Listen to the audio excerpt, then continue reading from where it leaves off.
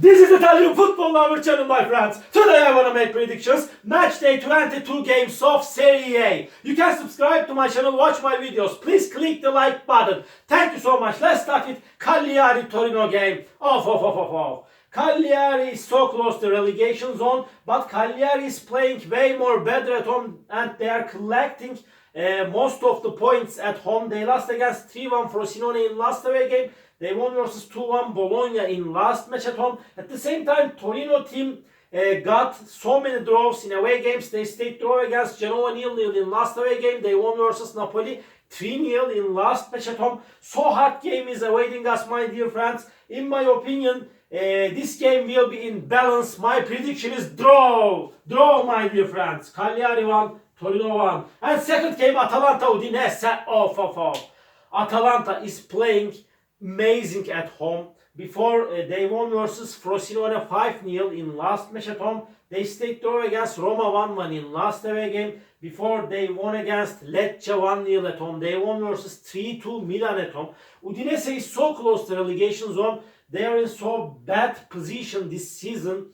Udinese team lost against 2-1 Lazio at home. They lost against Milan 3-2 in last match at home.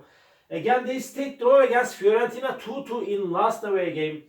Under these circumstances, I count on and I rely on Atalanta for victory at home. They will win over against Udinese.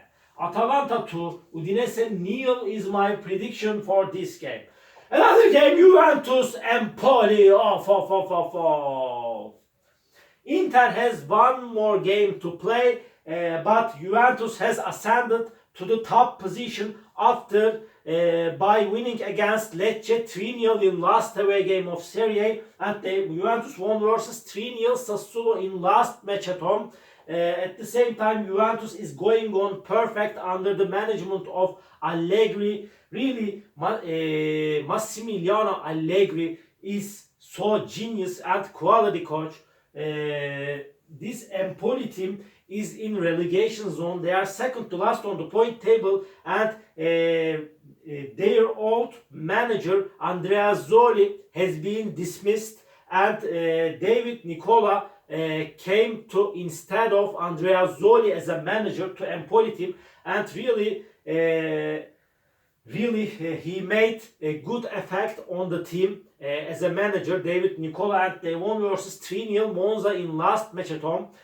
But Empoli lost against 2-1 Verona in last away game. But this Juventus team is playing for the title, and they are way more better team than Empoli in every way. They are playing in amazing way under the management of really genius coach Massimiliano Allegri. I respect him so much. Don't underestimate Massimiliano Allegri as a manager, my dear friends. They will win over against Empoli. Juventus 3, Empoli 0 is my prediction for this game. Milan-Bologna. Milan got 3 consecutive victories. They are going on perfect. They are on the third spot. They won versus 3-2 Udinese in last away game. They won versus 3-1 Roma in last match at home. They won against 3-0 Empoli in away game before. They scored totally 9 goals in the recent three games of Serie A. Bologna got into descending process. They are going down and down. And Bologna team lost against Cagliari 2-1 in last away game. Before they lost against 3-0 Udinese in away game. They stayed draw against Genoa 1-1 in last match at home. Milan will win over against Bologna, my dear friends. Milan 3, Bologna 1 is my prediction for this game. Genoa Lecce. Genoa is quality team, my dear friends, but Gilardino is managing this team so successfully, and Genoa stayed draw against Torino 0-0 in last match at home. Before they stayed draw against Juventus and Inter at home 1-1. It's so hard to beat this Genoa team in away games, and at the same time, this Lecce is so inconsistent team, but they lost against 1-0 Atalanta in away game. Again, they lost against 1-0 Lazio in last away game. They lost against 3-0 Juventus in last match at home. But so hard game is awaiting us, my dear friends. Genoa got so many draws at home. Lecce will force Genoa. This game may end up in draw. Draw is possible and probable, but when I think about these two teams, I want to take a chance to Genoa for victory. Genoa 1, Lecce 0 is my prediction for this game. Verona Frosinone. Verona is third to last on the point table. They need to take points from this game fiercely. They won versus 2-1 Empoli in last match at home. But before, Verona lost against 1-0 Salernitana at home.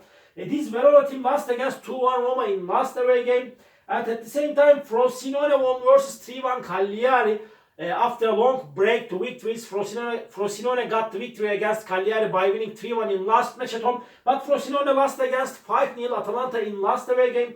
So hard game is awaiting us, my dear friends. Any result is possible in that match. But I want to take a chance to Verona for victory. Really, they are supposed to win this game and they are going to be more ambitious and stubborn at home.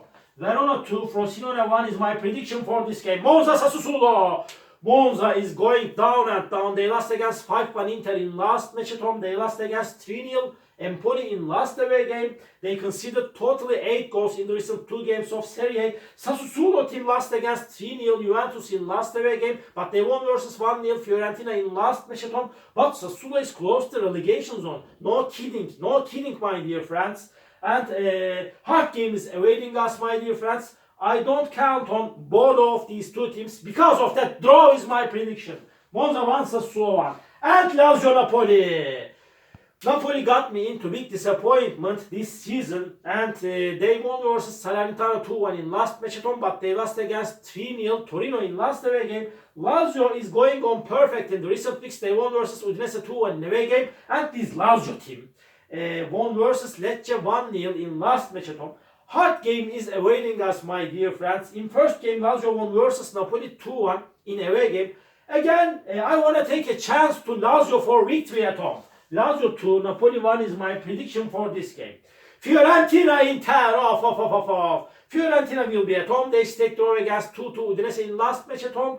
They lost against 1-0 Sassuolo in last away game. Inter is playing for the title. And they have one more game to play. They just 1 point back of Juventus. But Inter team won versus 2-1 Verona in last match at home. They won against Monza 5-1 in last away game. Inter is better team than Fiorentina in every way. In my opinion, they will win over against Fiorentina. Fiorentina 1, Inter 3 is my prediction for this game. Salernitana Roma, this is the last match of the week. Salernitana is at the bottom of the point table. They will play in Serie B surely next season. They have no chance to stay in Serie A. It's impossible, my dear friends. They lost against 2-1 Napoli in last away game. They lost against 2-1 Juventus at home. They lost against 2-1 Genoa in last match at home with same results. And Roma team won versus 2-1 Verona in last match at home. But they lost against strong opponent Milan 3-1 in last away game. Roma is better team than Salernitana in every way. Roma will win over against Salernitana.